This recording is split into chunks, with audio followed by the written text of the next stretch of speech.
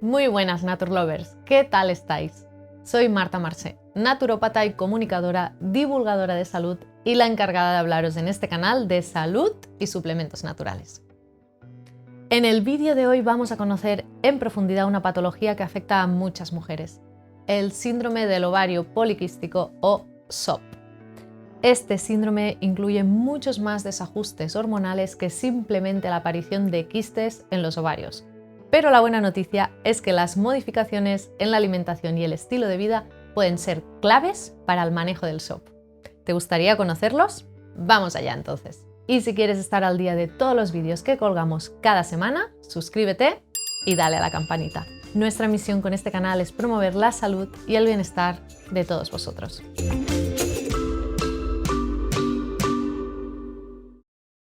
El síndrome del ovario poliquístico es una patología que afecta a muchas mujeres en su edad fértil, provocando diferentes síntomas como menstruaciones irregulares, hirsutismo o aparición de vello, acné, caída de cabello, quistes ováricos o la infertilidad. Como decíamos al inicio, el panorama hormonal de estas mujeres es mucho más complejo que los quistes en los ovarios que le dan el nombre al síndrome. Sabemos que las mujeres con SOP tienen un exceso de hormona luteinizante o LH, que provoca un aumento de la producción de andrógenos, que son hormonas de tipo masculino.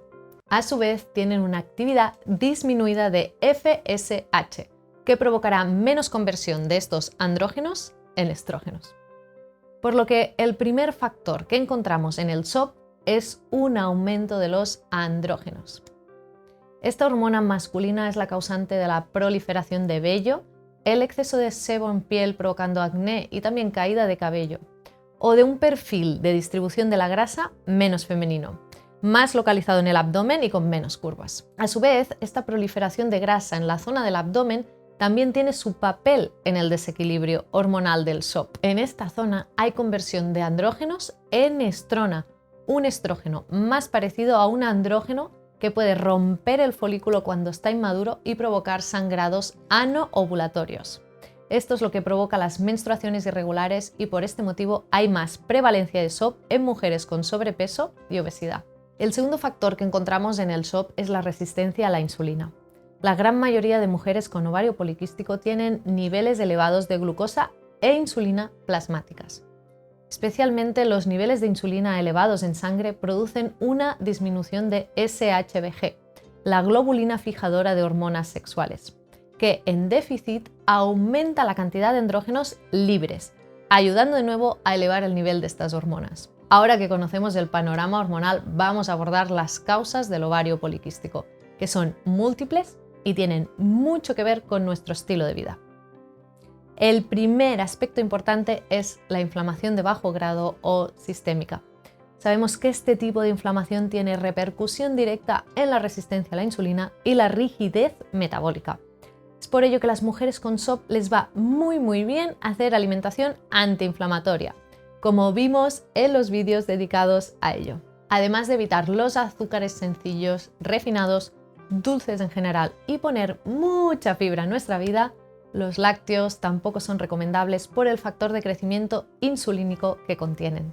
También nos pueden ayudar suplementos antiinflamatorios como la cúrcuma de Optim Laborator o el omega 3 vegetal de Lambers. Para estimular la sensibilidad a la insulina y disminuir la inflamación, también es imprescindible el ejercicio físico, que nos ayude a aumentar la cantidad de músculo en nuestro cuerpo.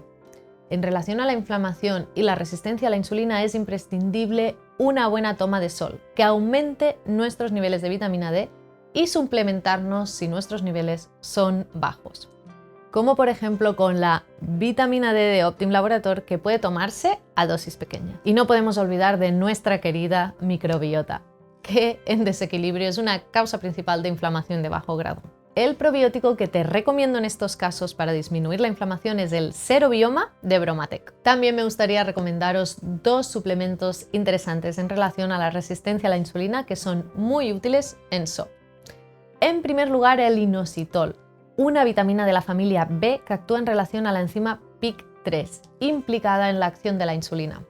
Lo encontrarás en forma de mioinositol o de chiroinositol. Ambas formas son correctas y su combinación también es efectiva. Por ejemplo, el myo-inositol de Lambers en un formato súper cómodo para tomarlo a temporadas más largas. La berberina es una planta que también nos ayuda en relación a la resistencia a la insulina y la inflamación, ayudando en la regulación hormonal y metabólica. Te recomiendo la berberina de Naturitas. Hasta aquí el vídeo de hoy sobre SOP.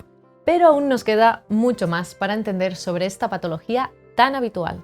Lo veremos en el próximo vídeo, donde abordaremos el resto de hábitos y suplementos naturales que pueden ayudarnos en el síndrome del ovario poliquístico. No te lo pierdas. Recordaros como siempre que si tomáis medicación o tenéis alguna patología, siempre preguntéis a vuestro médico de cabecera, médico especialista o profesional de la salud. Y si tenéis alguna duda o sugerencia, escríbenos en los comentarios.